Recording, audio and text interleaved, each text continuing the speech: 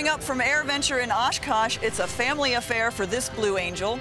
A B-17 pilot and co-pilot have a very special kind of crew coordination. An aircraft never seen in public before, and for this pilot, camping at Oshkosh has more amenities than home. AOPA Live this week starts in just a moment. Build and flying with the Sonex aircraft B models. The B models offer more room and comfort, more fuel, more panel space, more engine choices, and the same great Sonex aircraft flight characteristics. Learn more at sonexaircraft.com.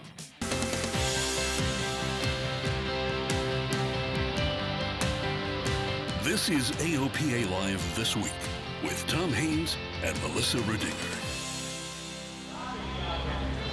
Welcome to AirVenture 2017 from Oshkosh. This is our third and final show from the world's greatest air show and general aviation gathering.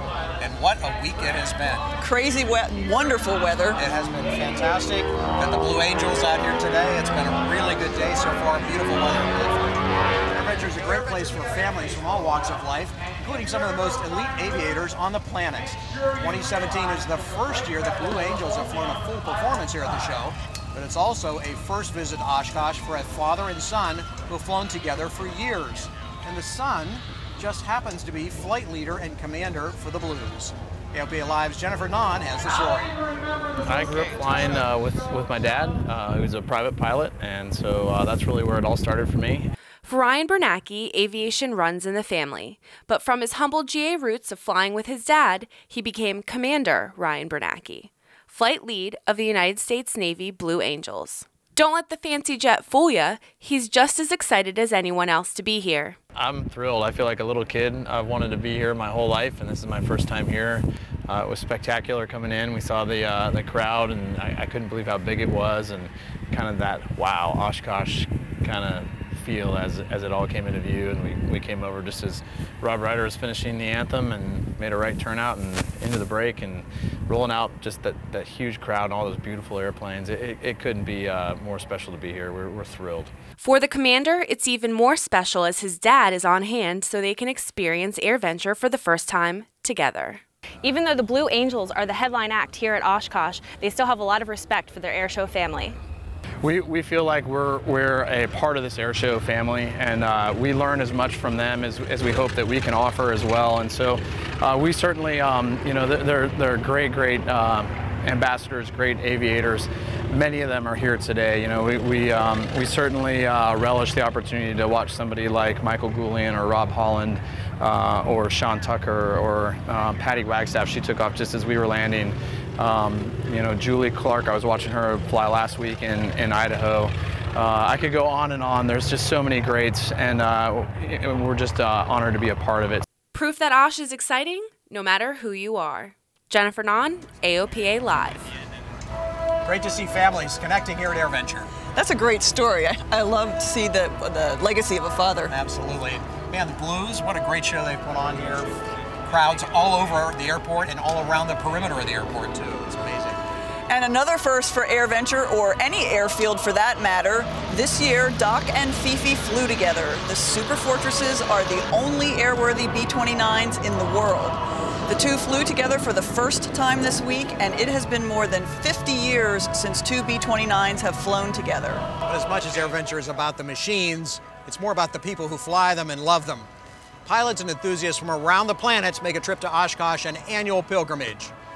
Some simply enjoy watching the wide variety of airplanes taking off and landing. Others volunteer or just stroll the grounds checking out the latest tech. Many cherish the time with both their family and the camaraderie of the like-minded. This is Mark Walton's 39th consecutive year at Oshkosh. You initially think, well, it's the airplanes that you come to see, but it's a fabulous place to get to know more people, to have similar interests. So that's the people that bring me back. Yeah. Mark's wife and daughter come every year as well. His daughter is a senior in high school this year. She's only 17, but this is her 18th consecutive AirVenture. Can you believe that? Talk about a family affair. Yeah, she's been here every year. Tom, and speaking of family, We found another Oshkosh coupling. One of our favorite activities at AirVenture this year was a flight on EAA's B-17. Our Josh Cochran has the story on the Flying Fortress and the couple who flies it. What's your favorite airplane? B-17. Why is the B-17 your favorite airplane? Because it's the best one in the world. Yeah. The love for B-17s is a sentiment shared by many.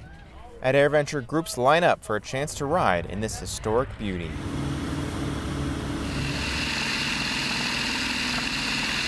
But speaking of love, there's some love going on in the cockpit. The pilots on our flight are a husband and wife team. The husband and wife part kind of came naturally. Kind of a birds and bees thing, but the flying for EAA has been kind of evolved. We've been volunteering for EAA in various sorts ever since we've been married, and that's been about 30 years. So. Lorraine flies the B-17 in her time off when she's not flying a 777 for United Airlines. Ken also flew airliners, but retired 7 years ago. But this historic bird flies a little differently than a high-tech airliner. Yeah, it's like driving a cement truck without power steering. This B-17, called Aluminum Overcast, flies around the country telling the story of the men and women who sacrificed and served in World War II. On the flight with the B-17, you get a taste of what it was like to be one of the brave soldiers over 70 years ago as you walk through the confined spaces and sit in the nose gunner position. For Ken and Lorraine, it adds meaning to the thrill of flying this old airplane. When we first got on it, it was like, oh man, I'm flying a B-17, it's all about me.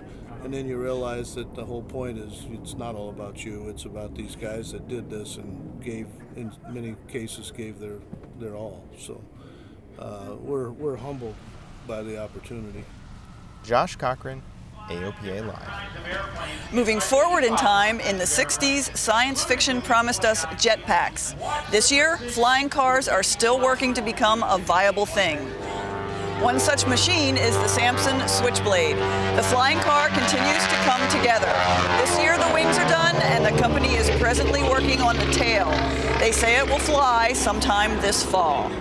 And speaking of new means of transportation, I got a chance to check out the SureFly. You might have seen pictures of it from the Paris Air Show. It's making its U.S. debut here at AirVenture. The SureFly is designed to carry people.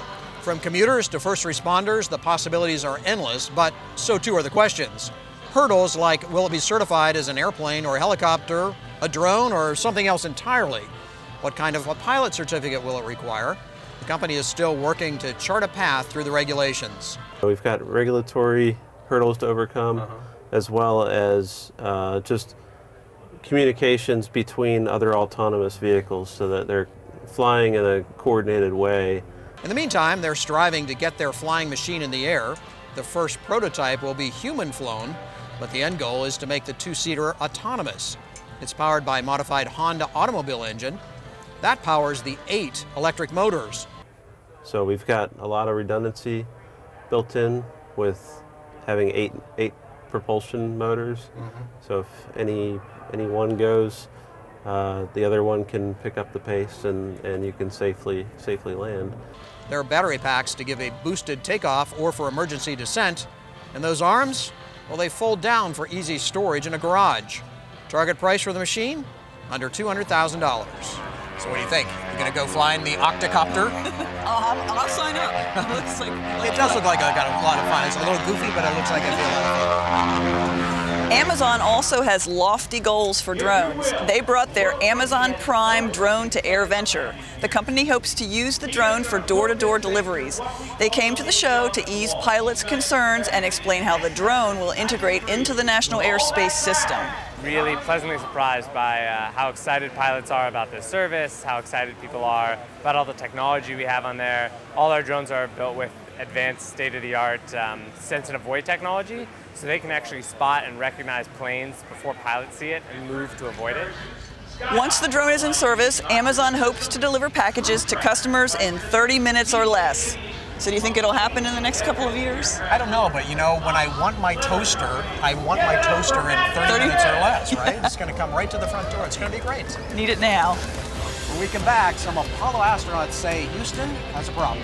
And this Cessna pilot can really live off the grid. AOPA Live from AirVenture continues in a moment.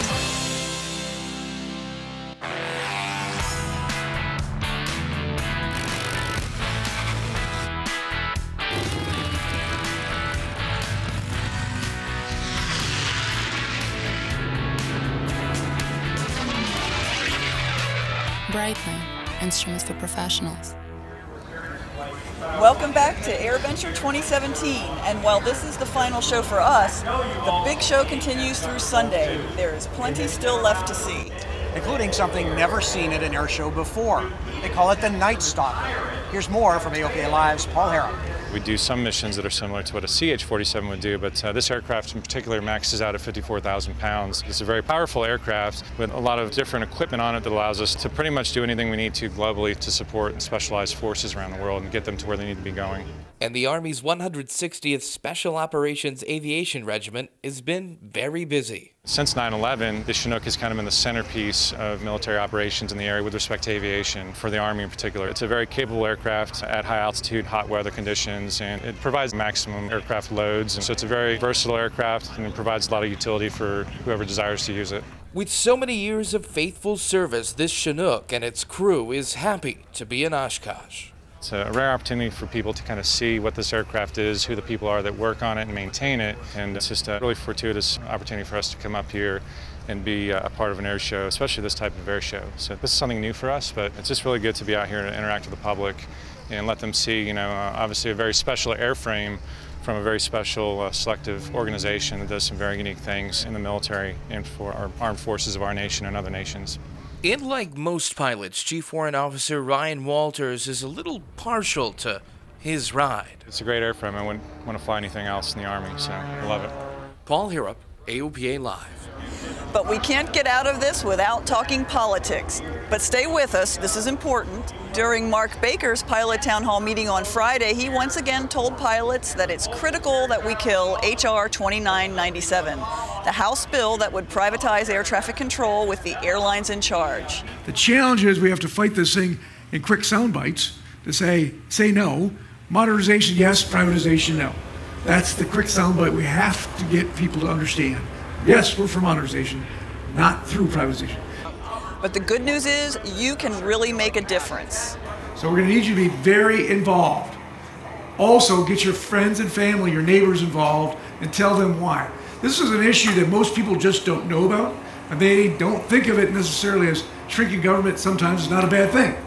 Unfortunately, this particular issue, very dangerous to all of us as general aviation, and could dramatically affect the way we think and access to airspace 5 and 10 years from now. Go to the website listed there on your screen, put in your cell phone number, and we'll call you back and connect you directly with your representative in Congress. These calls really do matter. And that's a point that Senator James Inhofe made when Mark talked to him at AirVenture. Pilots can make a real difference in Congress. I remember when the House was sold on that bill, it was something like 80% maybe were for it. Until you guys got all the general aviation people involved, and all of a sudden people realized they're wrong, and now they don't have a majority. So I didn't do that. I carried your message. That's all I did. And Senator Inhofe said that we must always be vigilant against privatization. You never want to assume once you have victory that it's over, because I know that in the case of Bill Schuster, he's committed to privatizing the system. And you know, I've flown now for over 12,000 hours. I've flown a lot of instruments in that time. I know the controllers by the first name, many of them. And even though their unions supported it, I have yet to find my first air traffic controller who is for privatizing. The annual gathering of women and girls from all over the country for Women SOAR, You SOAR program is a highly anticipated part of AirVenture. We caught up with this year's class. This is the 13th year for Women SOAR, You SOAR. It's high school age girls, 14 to 18. We try to empower them to believe in themselves, go after their dreams, recognize that other people want to help educate, open doors, and encourage them to follow their dreams. And these 59 young ladies have dreams all over the aviation spectrum, from engineers to aerial photographers to military pilots. Alongside their mentors, they have a lot of fun during the 4-day program. We have done some really cool stuff with Women's SOAR this week. I got to fly in a seaplane for the first time, which was really, really awesome. And just all the girls that I've met this year, they're all awesome. And it all seems to be making an impact. So the Women's SOAR program is just amazing because it gives information, but it also empowers girls. It shows that we can work together even if we're from different backgrounds. And it gives you a sense that you're not alone. But it's not just those in the program who are being inspired. While we're mentors to the junior girls, they mentor us and help us in different ways also. And that's a really good energy and exchange, I think, for all of us. Them getting exposed to everything, them getting into all the different workshops, it's just opening the scope and it's opening up the opportunities of, hey, I didn't even know that existed. We get that so much every single day. I had no idea that even existed. And after another great week at Oshkosh, only one regret was heard. So I wish that I would have known something about this type of program when I was in high school. I think the road might have been much easier if I'd had a program like this. It would have shortened the route. It would have made it more defining, and I'm pretty go forward, okay, I'm not going to stop just because you said no. But there are a lot of people who really want to and they get mired down in the no, or I don't know the answer to that question. So we help the girls answer the questions for their dreams and get them on their way.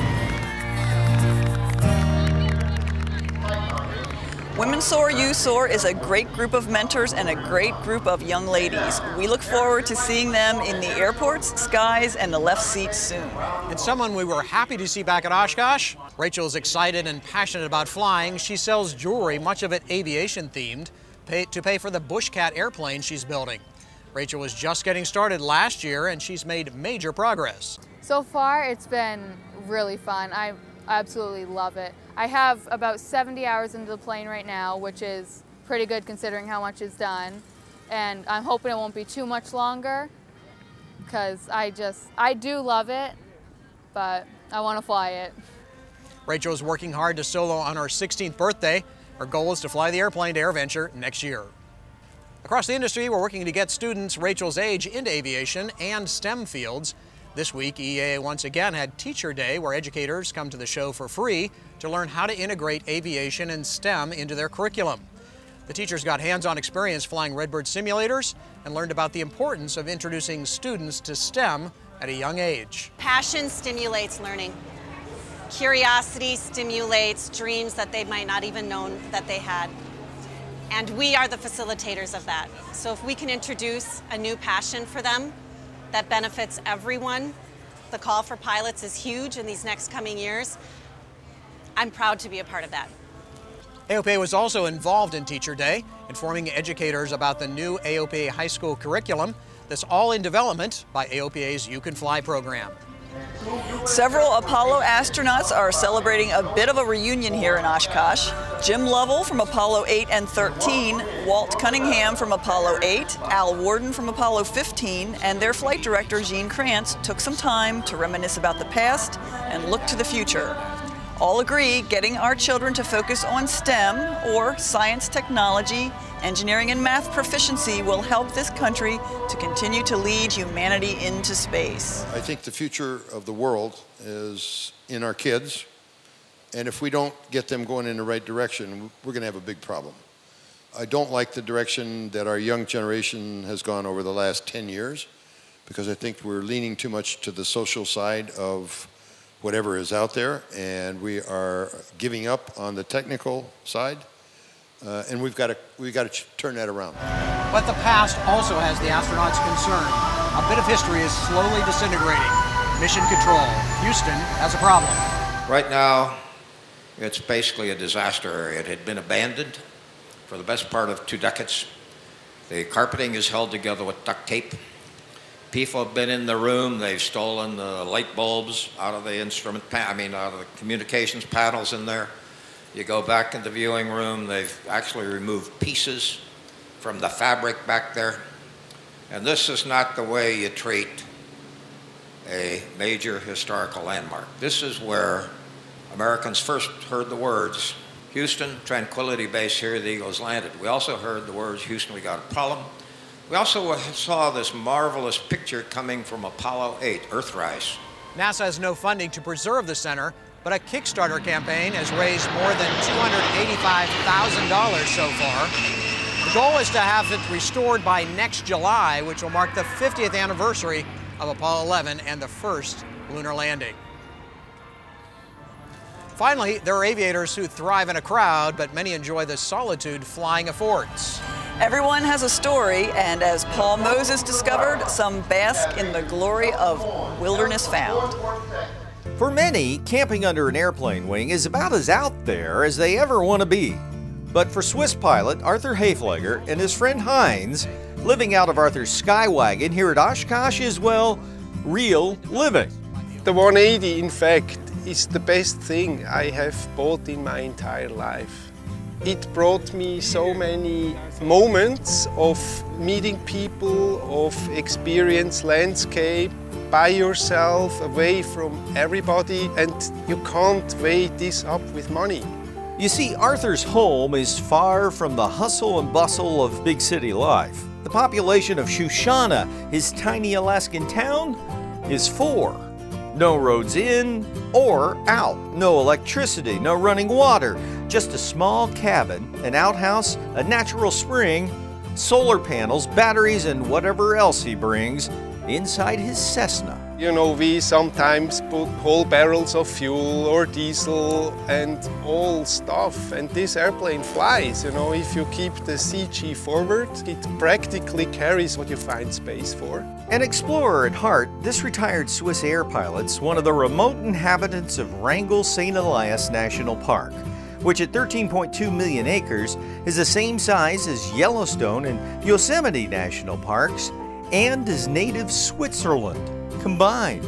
We fly up to the glaciers and land like at 9,000 feet or above and take our skis out and hike to those mountains with our skis or snowshoes. So on camping trips like this, you don't know where you camp sometimes or where you'll land. So with all the airplanes, the aviators, and the modern amenities, this first-timer at Oshkosh and friend are really just soaking it all in. The North 40, well, that's nothing to them. Because while aviation's about learning, exploring, and doing more, sometimes it's better with less. Paul Moses, AOPA Live. Wow, he really takes the idea of living in solitude to a whole new level. Yeah, that's truly off the grid. Good for him. I'm glad he's out and about. Brought the Cessna down here. Fun. Hey, he gets out and sees the world. Yeah, this is really different than his hometown. Anyhow, we've had a great week. Hope you've enjoyed watching as we've covered the show for you. Lots more still to come from Oshkosh. We'll be back in Frederick in the studio. See you next week on AOPA Live this week.